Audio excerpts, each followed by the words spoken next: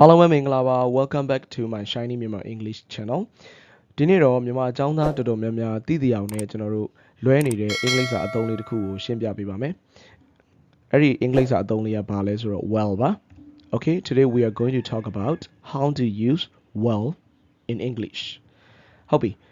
well အကြောင်းကိုမပြောခင်ကျွန်တော်တို့ well ကိုငယ်ငယ်ကဘယ်လိုလေ့လာခဲ့ရလဲဆိုတာလေးကိုတစ်ချက်ကြည့်အောင်ကျွန်တော်ငယ်တော့ဘယ်လိုသင်ခဲ့ရလဲဆိုရင်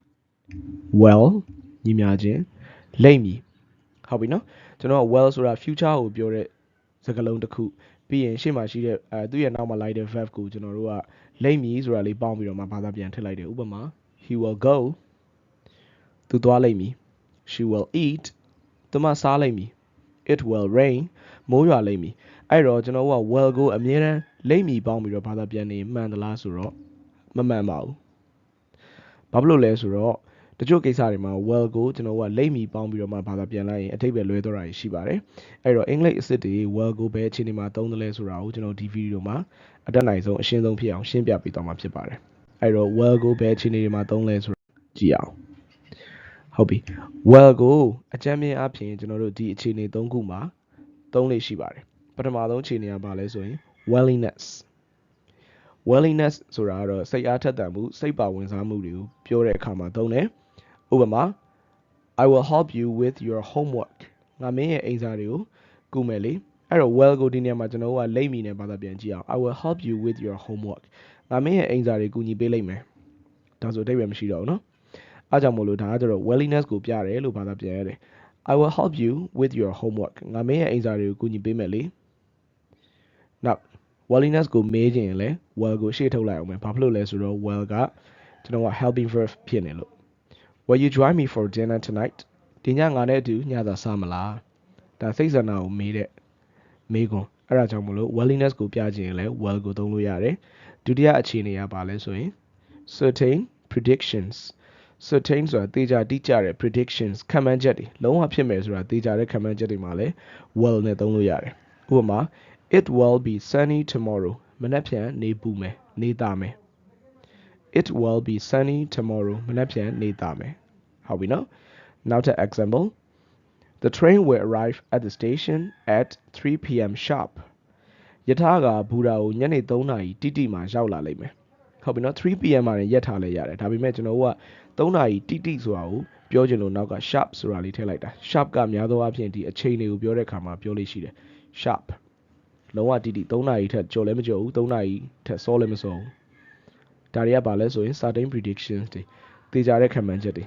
ဟုတ်ပြီနောက်ဆုံးဘယ်အခြေအနေတွေမှာကျွန်တော်သုံးသေးလဲဆိုရင် promises တွေဂရီပေးတဲ့အခါမှာလည်း well နဲ့သုံးလို့ရတယ်ဥပမာ I will always be there for you when you need me မင်းငါ့ကိုလိုအပ်တဲ့အချိန်တိုင်းငါရှိနေမယ် I will always be there for you when you need me မင်းငါ့ကိုလိုအပ်တဲ့အချိန်တိုင်းငါရှိနေမယ် I'll never let you down and will always keep my word I will never let you down ဆိုတာမင်းကိုဘယ်တော့မှစိတ်မပြတ်စေရဘူး and will always keep my word ဂတိလည်းတည်ပါမယ်လို့ promise ပေးတာအဲ့ဒီတော့ willingness စိတ်အားထက်သန်မှု certain predictions သေချာတဲ့ခန့်မှန်းချက်တွေနဲ့ promises ဂတိတွေမှာကျွန်တော်တို့က well ကိုသုံးပြီးတော့မှစကားပြောလို့ရပါတယ်စာရေးလို့ရပါတယ်အဲ့ဒီတော့ကျွန်တော်တို့က well နဲ့ရေးထားတဲ့ sentence လေးတွေကိုတစ်ချက်လေ့လာကြည့်ရအောင်အဲ့တော့ဒီ sentence လေးတွေကတော့ရှစ်ကြောင်းစီရှိတဲ့အတွက်ကျွန်တော်အသေးစိတ်ဘာသာပြန်မပေးတော့ဘူးဒါပေမဲ့လိုအပ်တဲ့ phrases လေးတွေကိုတော့အကြမ်းမြင်ဘာသာပြန်ပေးသွားမယ်အဲ့တော့ပထမဆုံး willingness ကိုရင်စကြည့်အောင် willingness မှာရှစ်ကြောင်းရှိတယ် number 1 I will do whatever it takes to make this project a success whatever it takes ဆိုတာဘာပဲလုပ်ရ I'll do whatever it takes ဘာပဲလုပ်ရလုပ်မယ် to make this project a success ဒီ project အောင်မြင်ဖို့ဆိုရင်ဒါ willingness ပဲ okay number 2 I will volunteer at the shelter this weekend if I have the time volunteer ဆိုတာကတော့စေနာဝန်ထမ်းပေါ့နော်ဒီမှာ verb အနေနဲ့ပြောထားတာစေနာဝန်ထမ်းသွားလုပ်မယ် at the shelter ဆိုတာကတော့အင်္ဂလိပ်မှာဘယ်လိုဟာတွေကိုသုံးလဲဆိုရင်ဒုက္ခရောက်တဲ့သူတွေကိုကူညီထားတဲ့နေရာတွေကို shelter လို့ခေါ်တယ်ဥပမာဘိုးဘွားရိပ်သာလိုမျိုးမိဘမဲ့ကေယာလိုမျိုးဒါတွေကို shelter လို့ခေါ်တယ် I will be more than happy to accompany you to the party accompany ဆိုတာကတော့အတူတူလိုက်တာပေါ့နော်ငါမင်းနဲ့ပါတီကိုအတူလိုက်ရမယ်ဆိုရင်တော့အရန်ပြောမှာပဲ number 4 If you ask me nicely I will consider lending you some money ဒီဥစ္စာကတော့ဗာလဲဆိုရင် conditionals ပေါ့နော် conditional မှာ first conditional လို့ခေါ်တယ် first conditional sentence ပေါ့နော် if you ask me nicely မင်းသာကောင်းမှုမှုပြောမယ်ဆိုရင် I will consider lending you some money consider ဆိုတာစဉ်းစားပြီးတယ် lending you some money ဆိုတော့ပတ်စံချီဖို့မင်းသာကောင်းမှုပြောမယ်ဆိုရင်ငါပတ်စံထုတ်ချီဖို့စဉ်းစားမယ်လေလို့ပြောလိုက်တာ number 5 if you need someone to talk to I will always be here for you မင်းစကားပြောဖို့တရားကိုလိုအပ်တယ်ဆိုရင်ငါအမြဲတမ်းဒီမှာမင်းဘေးမှာရှိမယ်ပေါ့နော်မင်းနားမှာရှိမယ်လို့ပြောချင်တာအောက်က၃ခုကတော့ဒါမေးခွန်းတွေပါ Will you give me your hand with carrying these boxes Will you give me your hand ဆိုတာ give me a hand ဆိုတာတစ်ဖက်လောက်လို့ပြောတာပါဗမာလိုတစ်ဖက်လောက်ကူပါအောင်ဆိုတာတခုခုကိုတည်နေတဲ့အချိန်မှာကျွန်တော်တို့ကကူညီတောင်းလို့ရတယ် Will you give me your hand with carrying these boxes ဒီတက်တာတွေကိုတည်ဖို့တစ်ဖက်လောက်ကူပါလားတဲ့ Will you please pass me the salt ငါ့ကိုစားပလင်းလေးလှမ်းလိုက်စမ်းပါ pass me the salt ဆိုတာစားပလင်းလေးလှမ်းလိုက်စမ်းပါဟုတ်ပြီအဲ salt နေရာမှာကျွန်တော်တို့တခြားတွေထည့်သုံးလို့မရဘူးလားရတာပေါ့ဥပမာအတန်းထဲမှာဆိုရင်လေ will you please pass me the ruler ပေတံလေးလှမ်းလိုက်စမ်းပါဆိုတာမျိုးပေါ့နော် okay number 8 will you join me for dinner tonight ဒီညငါနဲ့ dinner လာ join ပါလားလို့ပြောတယ်ဟုတ်ပြီဒီ sentence လေးတွေကတော့ဒါ willingness ကိုပြတဲ့ sentence လေးတွေအဲ့တော့ကျွန်တော်တို့နောက်ထပ်အခြေအနေနောက်တစ်ခုကိုဆက်သွားရအောင်နောက်တစ်ခုကဘာလဲဆိုတော့ certain predictions သိကြတဲ့ခံမှန်းချက်တွေပေါ့နော်ဒီမှာလဲ sentence ရှစ်ချောင်းပေးထားတယ်နံပါတ်1က they will be here soon သူတို့မကြခင်ရောက်မယ်ဒါသိကြတဲ့ခံမှန်းချက်ပဲ they will be here soon သူတို့မကြခင်ရောက်မယ် it will be sunny tomorrow မနက်ဖြန်နေသားမယ်ဒါသိကြတဲ့ခံမှန်းချက် she will definitely win the elections as she has a huge lead in the polls she will definitely သေချာပေါက်ကို win the election ဆိုတာရွေးကောက်ပွဲကိုသူမသေချာပေါက်ကိုအနိုင်ရလိမ့်မယ် as she has a huge lead in the poll ဒီမဲတွေမှာသူမကဘာဖြစ်နေတော့လုံးဝကိုဥဆောင်နေတယ် huge lead ဆိုတာဥဆောင်နေတာဥဆောင်နေကြတဲ့ကသူမသေချာပေါက်ကို election မှာနိုင်လိမ့်မယ် number 4 the price of oil will continue to rise due to the increasing demand and limited supply the increasing demand and limited supply ကြောင့်မလို့စီးဈေးကတော့ထပ်ပြီးတက်နေမှာပဲတဲ့ဒါလည်းသိကြတဲ့ခံမှန်းချက်ပဲเนาะအဲ့တော့ 5 if you don't take care of your health you will get sick ဒါလည်း first conditional sentence ပဲ if you don't take care of your health မင်းကိုကျမရေကိုဂရုမစိုက်ရင် you will get sick မင်းဖျားမယ်ဒါသိကြတဲ့ခံမှန်းချက် okay number 6က if you mix blue and yellow paint you will get green အကယ်၍မင်းအပြာနဲ့အဝါရောင်သာရောလိုက်ရင် you will get green အစိမ်းရောင်ရမယ်ဒါလည်းသိကြတဲ့ prediction ပဲ number 7 if you study hard မင်းသာကြိုးစားမယ်ဆိုရင် you will pass the exam with flying colors ဆိုတာတော့နည်းနည်းလေး idiomatic ဆန်တဲ့အသုံးပေါ့နော် flying colors ဆိုတာကျွန်တော်တို့အမှတ်ကောင်းတာဂုဏ်ထူးတွေထွက်တာအဲ့ဒါကိုပြောတာ if you study hard you will pass the exam with flying colors မင်းသာကြိုးစားမယ်ဆိုရင်စာမေးပွဲကိုလမ်းပြန်နေတဲ့အမှတ်တွေနဲ့အောင်ပါလို့ပြောတာ